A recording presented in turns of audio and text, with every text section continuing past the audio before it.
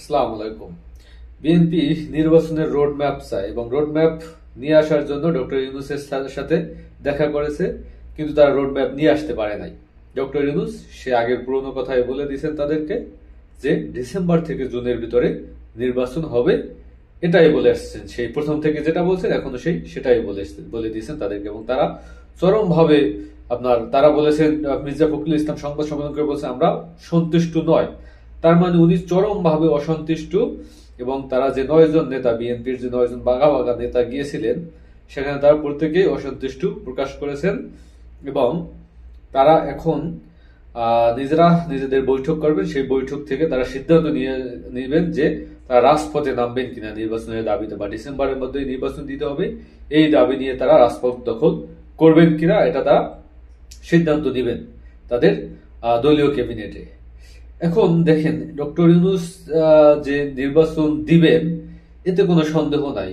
উনি নির্বাচন দিবেন, এবং তিনি যে রোডম্যাপ ঘোষণা করে দিয়েছেন এটা বিএনপি বুঝতে পারতেছে না।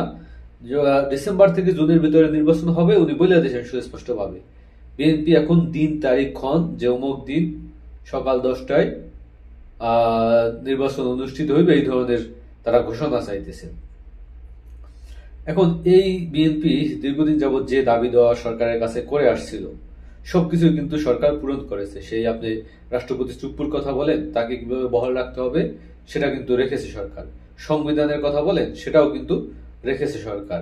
তারপর যে ছাত্ররা যে জুলাই প্রোক্লামেশন ঘোষণার কথা বলছিল সেটার ক্ষেত্রেও কিন্তু তারা করতে পারে না। পরবর্তীতে বিএনপির মতামত নিয়েই তারা কিন্তু সেই জাতীয় ঐক্যমত কমিশন গঠন করেছে, এবং জাতীয় ঐক্যমত কমিশনের ভিত্তিতে তারা কিন্তু একটা ঘোষণাপত্র নিয়ে আসবে। তো বুঝতেই পারতেছেন 5ই আগস্টের পর থেকে বিএনপির যত রকমের দাবি দেওয়া আছে, এনসিপি থেকেও বিএনপিকে গুরুত্ব দিয়েছে সরকার, এবং গুরুত্ব দিয়ে তাদের দাবি দেওয়া মেনে নিয়েই কিন্তু তারা চলতেছে। সেই জায়গায় বিএনপি এখন যে দাবিটা, সেই বিএনপির যে রোডম্যাপ, নির্বাচনী রোডম্যাপ ঘোষণা করার যে দাবি, সেই দাবি থেকে কিন্তু তারা ব্যর্থ হয়েছে। সেই দাবি কিন্তু সরকারের কাছ থেকে আদায় করতে পারে নাই। এখন বিএনপির ব্যর্থতা কি শুরু হয়ে গেল কিনা, কারণ বিএনপির সাথে সরকারের দূরত্ব অবশ্যই বাড়বে এই দাবিকে কেন্দ্র করে, কারণ এর আগে বিএনপি সমস্ত দাবি মেনে নিয়েছে, এবং এখান থেকে শুরু হয়েছে বিএনপির দাবি না মানার সূচনা। এখন এটা কে কেন্দ্র করে যদি বিএনপি রাস্তায় নামে, সেটা হবে বিএনপির নিজের পায়ে নিজে কুড়াল মারা। এখন বিএনপি কি নিজের পায়ে নিজে কুড়াল মারবে কি মারবে না, সেটা একটা গুরুত্বপূর্ণ বিষয়। আপনারা ইতিমধ্যে দেখেছেন যে ভারত যে সম্পর্ক স্থিতিশীল করতে চায় সেটা বিএনপির সাথে, এবং বিএনপিকে বলে দিছে ভারত যে আপনারা যদি জামাতকে ত্যাগ করেন, জামাতের সঙ্গ ত্যাগ করলেই তাদের সাথে সম্পর্ক উন্নতি ঘটানো যাবে। এবং ভারত থেকে যে প্রেসক্রিপশন দেওয়া হয় সেই প্রেসক্রিপশন অনুযায়ী কিন্তু বিএনপি নেতাকর্মীরা কথা বলে, যে ভারত থেকে নির্বাচনের দাবি তোলা হয় সেগুলো বলে। এবং ভারতের যে ভাষাগুলো ছিল, যে বাংলাদেশে জঙ্গিবাদ, মৌলবাদের উত্থান, সেই ভাষাগুলোও কিন্তু বিএনপি ব্যবহার করতেছে, যে বাংলাদেশে মৌলবাদ মাথা ঝাড়া দিয়ে উঠছে। আসলে এই মৌলবাদ কথাটি যতদিন বিএনপি বলবে, বিএনপি বাংলাদেশে আলেম ওলামাদের থেকে দূরে সরে যাবে। এবং কি হেফাজত ইসলামও এটা নিয়ে দাবি তুলেছে যে এই জুলাই আপনারা এই মৌলবাদ শব্দ ব্যবহার করতে পারবেন না, এটা নিয়ে ভেটো দিয়েছে। দীর্ঘদিন যাবৎ আওয়ামী লীগ এই মৌলবাদ শব্দকে ব্যবহার করে ভারতের সন্তুষ্টি অর্জন করেছে, এবং বাংলাদেশের মুসলমানদের উপর অত্যাচার নির্যাতন নিপীড়ন করেছে।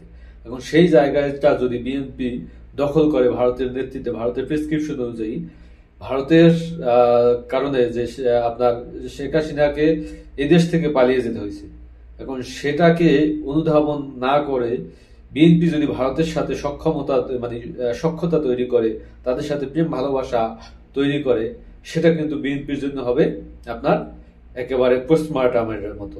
চোখের সামনে যারা দেখেছে যে বাংলাদেশের অধিকাংশ মানুষ, 90% মানুষ ভারত বিরোধী। ভারতের যে অত্যাচার নির্যাতন নিপীড়ন বা ভারতের যে আধিপত্য বাংলাদেশের ভিতরে, তারা এটাকে একটা রাষ্ট্র হিসেবে মানতে নারাজ। তারা তাদের অঙ্গরাজ্য হিসাবে এখানে তাদের সমর্থিত সরকার বসিয়ে দীর্ঘ 15 বছর যে মানুষের উপর অত্যাচার নির্যাতন নিপীড়ন চালিয়েছে, সেটা বাংলাদেশের প্রত্যেকটা নাগরিক সুস্পষ্টভাবে জানে। এখন যদি বিএনপি সেগুলা না অনুধাবন করে, সেই ভারতের বিজেপির সাথে প্রেম ভালোবাসা সখ্যতা করার চেষ্টা করে, সেটা হবে বিএনপির জন্য আত্মহত্যার শামিল। এবং এই আন্দোলনকে এই নির্বাচনকে সামনে রেখে যদি নির্বাচনের ডক্টর ইউনূসের কাছ থেকে ডিসেম্বরে নির্বাচন আদায়ের লক্ষ্যে মাঠে নামে, সেটা হবে বিএনপির পোস্টমর্টম।